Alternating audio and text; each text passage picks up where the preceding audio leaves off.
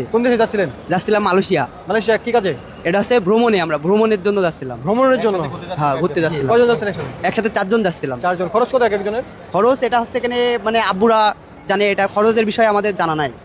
আপনি ঘুরতে যাচ্ছেন, আপনি জানেন না? না, আব্বু রয়েছে ওই জায়গায়, আব্বুর ওই জায়গায় যাচ্ছি, এটা যোগাযোগ আব্বুর, ঠিক আছে। আপনার আব্বু থাকে মালয়েশিয়াতে? জি। আব্বুর কাছে ঘুরতে যাচ্ছি।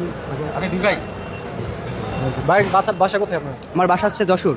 ওকে, তাহলে দিনের ফ্লাইট রাতে হয়ে গেছে? হ্যাঁ। জি। আর কোনো সমস্যা নেই? না, কোনো সমস্যা নেই। ঠিক আছে। আমরা সারা জন্ম শুনেছি আমরা ভ্রমণে যাই কোথায়, ঢাকাতে যাই, তারপর কক্সবাজার যাই, সিলেটে যাই। ওরা 4 জন যাচ্ছে মালয়েশিয়া ভ্রমণে ঘোরার জন্য।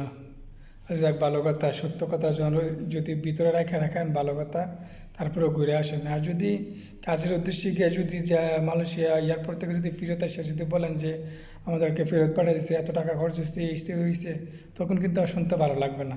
কাজেই সবসময় যেখানে যাবেন সত্য কথা বলবেন, সত্য কাজ করবেন, দেখবেন পরবর্তীতে উপকৃত হবে।